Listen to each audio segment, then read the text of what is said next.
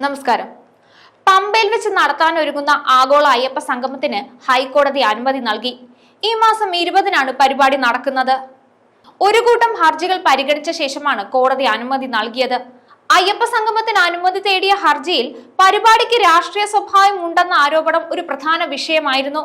ഹൈക്കോടതി പമ്പയിൽ നടക്കുന്ന ആഗോള അയ്യപ്പ സംഗമത്തിന് അനുമതി നൽകിയെന്ന വാർത്ത നിയമപരമായ തീരുമാനത്തിനപ്പുറം പല പ്രധാന വിഷയങ്ങളെയും സ്പർശിക്കുന്നുണ്ട്.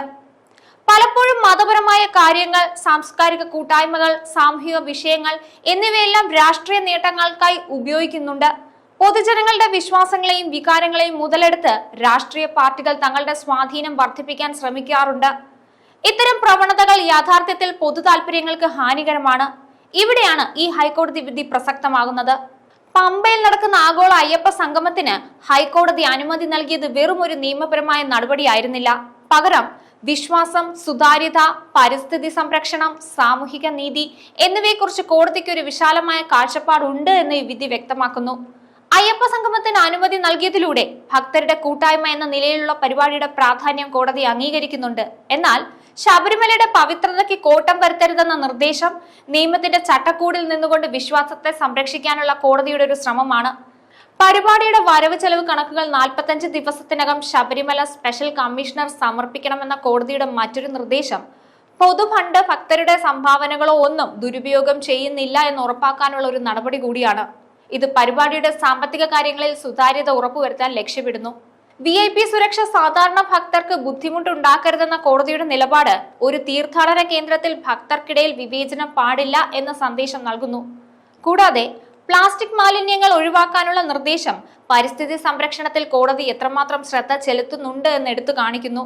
ഇതെല്ലാം കൂടി ചേർത്ത് വായിക്കുമ്പോൾ ഒരു മതപരമായ കൂട്ടായ്മയുടെ യഥാർത്ഥ ലക്ഷ്യം വിശ്വാസം മാത്രമായിരിക്കണം എന്നതിനെക്കുറിച്ചുള്ള കോടതിയുടെ കർശനമായ നിലപാടാണെന്ന് മനസ്സിലാക്കാം. അയ്യപ്പ സംഗമം പോലുള്ള ഒരു മതപരമായ പരിപാടിക്ക് കോടതിയുടെ ഇടപെടൽ ആവശ്യമായി വരുന്നത് പലപ്പോഴും മതവും രാഷ്ട്രീയവും തമ്മിലുള്ള അതിർവരമ്പുകൾ മാഞ്ഞു പോകുന്നതിന്റെ സൂചനയാണ്. കുറച്ചുകൂടി വ്യക്തമായി പറഞ്ഞാൽ, മതപരമായ ചടങ്ങുകൾക്ക് നിയമപരമായ മാർഗനിർദ്ദേശങ്ങൾ വേണ്ടി വരുന്നത് ഈ പരിപാടിക്ക് പിന്നിൽ ഒളിഞ്ഞു കിടക്കുന്ന രാഷ്ട്രീയ താല്പര്യങ്ങളെ തുറന്നു കാട്ടുന്നുണ്ട്. സാധാരണ നടത്തുന്ന ഒരു പരിപാടിക്ക് ഹൈക്കോടതിയുടെ ഇടപെടൽ ആവശ്യമില്ല. എന്നാൽ ശബരിമല പോലെ പവിത്രമായൊരു തീർത്ഥാടന കേന്ദ്രത്തിൽ നടത്തുന്ന പരിപാടിക്ക് കോടതിയുടെ മേൽനോട്ടം ഉണ്ടാകേണ്ടത് അത്യാവശ്യമാണെന്ന് ഈ വിധി ഓർമ്മിപ്പിക്കുന്നു. രാഷ്ട്രീയ ലാഭങ്ങൾക്കും മറ്റ് അജണ്ടകൾക്കും മതപരമായ വേദികൾ ഉപയോഗപ്പെടുത്താൻ സാധ്യതയുണ്ടെന്ന് കോടതി വിലയിരുത്തി. അതിനാലാണ് പരിപാടിയുടെ സാമ്പത്തിക സുതാര്യതയും VIP സംസ്കാരം ഒഴിവാക്കേണ്ടതിന്റെ ആവശ്യകതയും കോടതി ഊന്നി പറഞ്ഞത്. ഈ കോടതി വിധി വിശ്വാസത്തെയും നിയമത്തെയും ഒരുമിച്ച് കൊണ്ടുപോകുന്ന ഒരു സമീപനമാണ്. വിശ്വാസികളുടെ അവകാശങ്ങളെ മാനിച്ചുകൊണ്ട് തന്നെ ആ പരിപാടിയുടെ പരിശുദ്ധിക്ക് കോട്ടം തട്ടാതെ സംരക്ഷിക്കാൻ ഈ വിധി സഹായകമാകും. ചുരുക്കത്തിൽ, ഈ കോടതി വിധി വിശ്വാസികളുടെയും പൊതുസമൂഹത്തിന്റെയും താല്പര്യങ്ങൾ സംരക്ഷിക്കുന്നതിനോടൊപ്പം മതപരമായ പരിപാടികളിലെ രാഷ്ട്രീയപരമായ അതിരുകടന്ന ഇടപെടലുകളെ കുറിച്ചുള്ള ഒരു ശക്തമായ മുന്നറിയിപ്പ് കൂടിയാണ്. ന്യൂസ് ഡെസ്ക്, ഈനാട് മലയാളം.